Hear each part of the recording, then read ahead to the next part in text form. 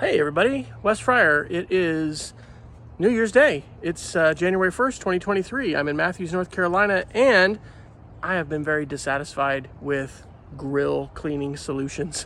I've done a couple reviews. Actually, the one that I have liked is this this liquid in a bag that you put your grill grates in, and you leave it overnight, and it works really well. Like, that's the cleanest I've ever gotten my grill. But this is my Rectech RT700 Bull smoker, which I love. By the way, you can follow me on Cook with Wes. My YouTube channel's a menagerie of lots of stuff, but I have a playlist you can find all my cooking videos, wfryer.me/cook.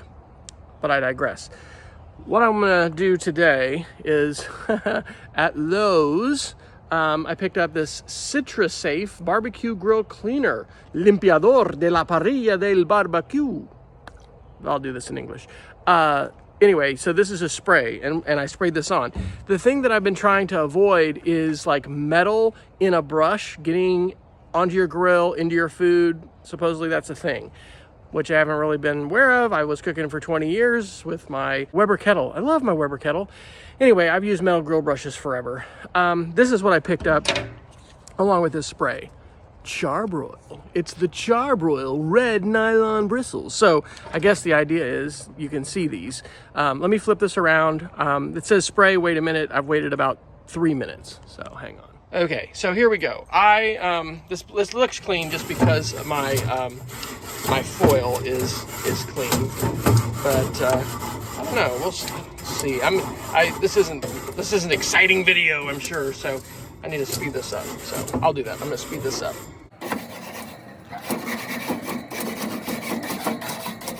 All right. So what do I think? I don't know. I'm not super impressed.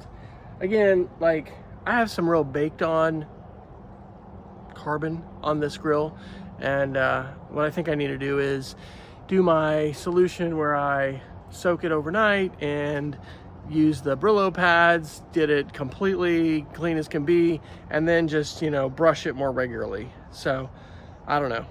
This is okay. I'm gonna try this a little bit longer.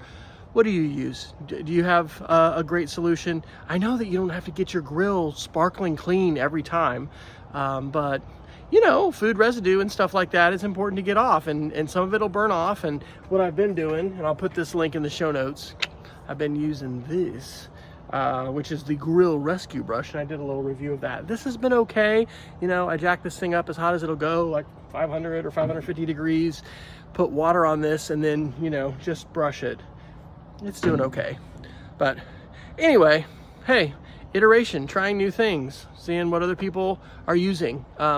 Let me know what you use, and I'll keep reporting on what I'm doing here in North Carolina with the grill. I know I'm cooking some good barbecue, so I actually just did a burn-ins barbecue video. I'll put that link in the show notes, or not the show notes, whatever.